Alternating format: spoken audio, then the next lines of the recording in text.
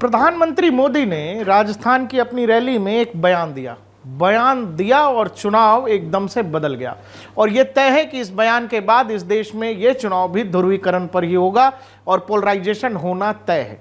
प्रधानमंत्री मोदी ने कांग्रेस की मैनिफेस्टो का जिक्र किया, मनमोहन सिंह के 2006 में दिए गए बयान का जिक्र किया और प्रधानमंत्री ने यह भी कहा कि आपका धन लेकर कांग्रेस की नजर आपके मंगलसूत्र पर है, माताओं बहनों की मंगलसूत्र पर है। वो आपका घर, आपकी जमीन, आपका धन जो कुछ भी है वो लेकर के उनको दे देंगे। किनको दे देंगे? जिनके बच्चे ज्यादा हैं। उसके बाद प्रधानमंत्री ने बच्चे ज्यादा होने के जिक्र के बाद कहा कि ये उन लोगों को दे देंगे जो घुसपैठिए हैं। अब जब से ये बयान दिया उसके बाद से तमाम पॉलिटिकल पार्टी, कांग्रेस से लेकर ओवैसी तक सब परेशान हो गए और तमाम पॉलिटिकल पार्टी और कांग्रेस ने कह दिया कि ये मुसलमानों को निशाना बना रहे हैं कि देखिए देश में 14% 15% इस देश की जो आबादी है आप उसको निशाना बना रहे हैं। तो सवाल है कि प्रधानमंत्री ने कहा क्या प्रधानमंत्री ने ऐसा कुछ कह दिया जिसको लेकर वाकई में बवाल होना चाहिए, या प्रधानमंत्री ने जो मनमोहन सिंह के पुराने बयान का जिक्र किया, कांग्रेस के मैनिफेस्टो का जिक्र किया, उन बातों में कोई दम है? प्रधानमंत्री ने क्या कहा पहले वो सुन लीजिए, हम आपको यहीं सुनवा देते हैं। और पहले जब उनकी सरकार थी उन्होंने कहा था कि देश की संपत्ति पर पहला अधिकार मुसलमानों का है। इसका मतलब ये संपत्ति इकट्ठी करके किसको बांटेंगे? जिनके ज्यादा बच्चे हैं उनको बांटेंगे। घुसपैठियों को बांटेंगे। क्या आपकी मेहनत की कमाई का पैसा घुसपैठियों को दिया जाएगा? आपको मंजूर है?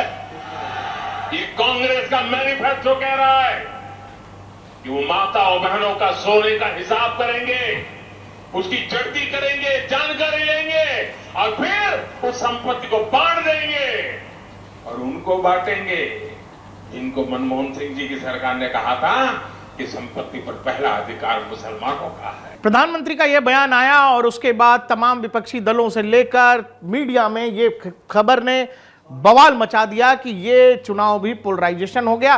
प्रधानमंत्री ने मुसलमानों का नाम ले लिया, अब ये चुनाव भी हिंदू मुसलमानों पर होगा। प्रधानमंत्री ने 2006 के एक बयान का जिक्र किया जिसमें मनमोहन सिंह ने यह कहा था। मनमोहन सिंह जी ने क्या कहा था हम आपको शब्दशः पढ़ के सुना देते हैं और पढ़ के सुनाने के बाद हम आपको वो बयान भी सुनवा देंगे कि आखिर प्रधानमंत्री उस समय के 2006 में 9 दिसंबर की तारीख को आखिर मनमोहन सिंह ने विज्ञान भवन में कहा क्या था। Agriculture, irrigation and water resources, health, education, critical investment in rural infrastructure and the essential public investment needs of general infrastructure along with programs for the upliftment of SC, STs, other backward classes, minorities and women and children. The component plans for scheduled castes and scheduled tribes will need to be retablized. We will have to devise innovations plans, माफ करिएगा, we will have to devise innovative plans for ensure that minorities, फिर से कह रहा हूं ये line आप ध्यान से सुनिए, we will have to devise innovative plans to ensure that minorities, particularly the Muslim minority, are empowered to share inequality in fruits of the development। सारा बवाल इसी लाइन को लेकर है।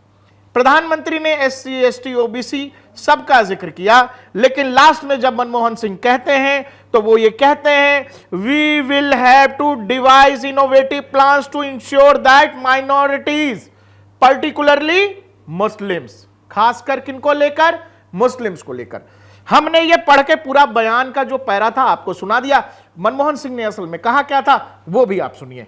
We will have to devise innovative plans to ensure that minorities, particularly the Muslim minority, are empowered to share equitably in the fruits of development. They must have the first claim on our resources. आपने पूर्व प्रधानमंत्री मनमोहन सिंह की वो bite सुनी, तो सवाल है कि क्या प्रधानमंत्री मोदी कोई झूठ कह रहे हैं जिसका जिक्र उन्होंने बांसवाड़ा की रैली में किया, या फिर कांग्रेस मनमोहन सिंह का वो जो पुराना बयान है उसी नीति पर चलते हुए आज की डेट में राहुल गांधी की कांग्रेस उसी बात को एक्सटेंड कर रही है, आगे बढ़ाती हुई अब यह कह रही है कि हम आपसे लेंगे, यानी आपसे लेंगे का मतलब इस देश के बहुसंख्यकों से लेंगे, जिनके पास धन है, पैसा है, जमीन है, सोना है, और उनको देंगे जिनको जरूरत है। जैसा आप प्रधानमंत्री ने कहा कि घुसपैठियों को दे देंगे, तब के प्रधानमंत्री ने यह कहा था कि पर्टिकुलरली मुस्लिम्स, कि इस देश की संसाधनों पर पहला हक देश के मुसलमानों का है, ऐसा मनमोहन सिंह जी ने कहा था। 2006 में जो अखबार छपे, उन अखबारों ने अगले दिन यही हेडलाइन लगाई थी। देश के जितने बड़े तमाम अखबार हैं, चैनल, उन सब ने यही हेडलाइन छापी थी। क्या प्रधानमंत्री ने कुछ ऐसा कह दिया जिस पर यह बवाल होना लाजमी था? क्या प्रधानमंत्री झूठ बोल रहे हैं? क्या नरेंद्र मोदी ने कोई ऐसी बात कह दी जिस पर बवाल होना लाजमी है? उस झूठ की पड़ताल कर लेते हैं। आपने प्रधानमंत्री मनमोहन सिंह की बाइट सुनी, आपने मौजूदा प्रधानमंत्री नरेंद्र मोदी ने राजस्थान की रैली में क्या कहा वो भी सुना।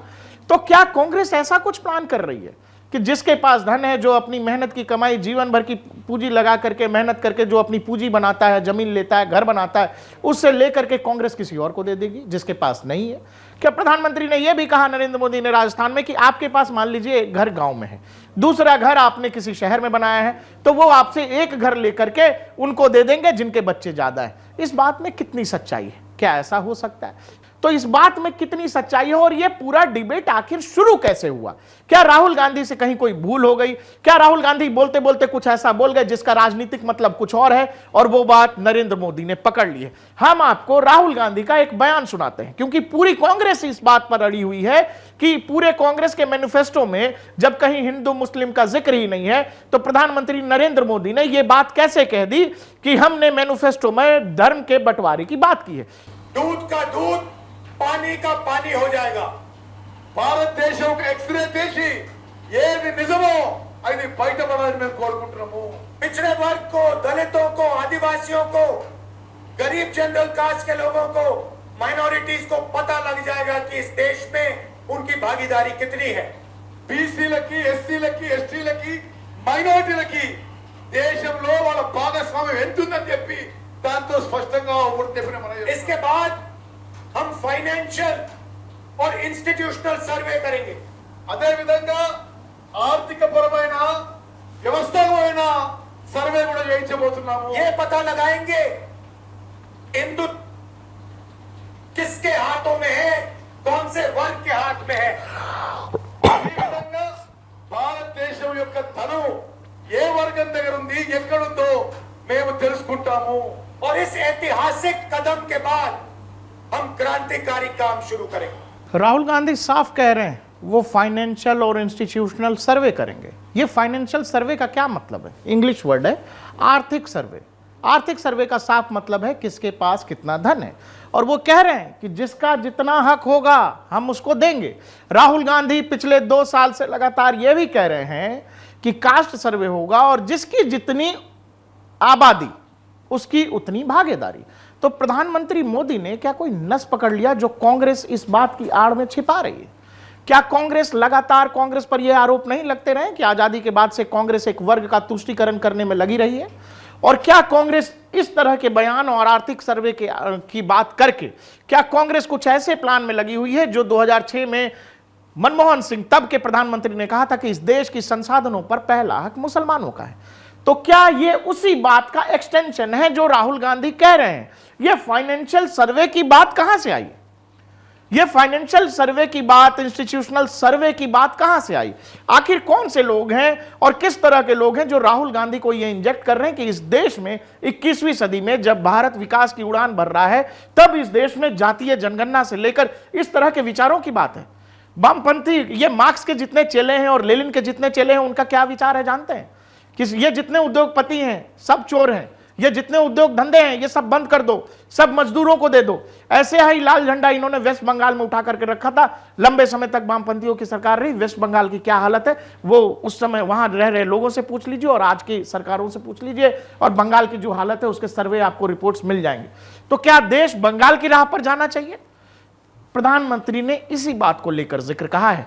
कहीं राहुल गांधी इसमें सोने का जिक्र, इसका जिक्र नहीं कर रहे हैं, लेकिन फाइनेंशियल सर्वे की जब वो बात करते हैं तो वो साफ कह रहे हैं कि आपके पास कितना जमीन है, आप कौन सी नौकरी करते हैं, साल में कितना पैसा कमाते हैं, कितना सोना आपके पास है, आपका कहां कहां घर है, कितनी जमीन है, ये सब सरकार रिकॉर्ड लेगी।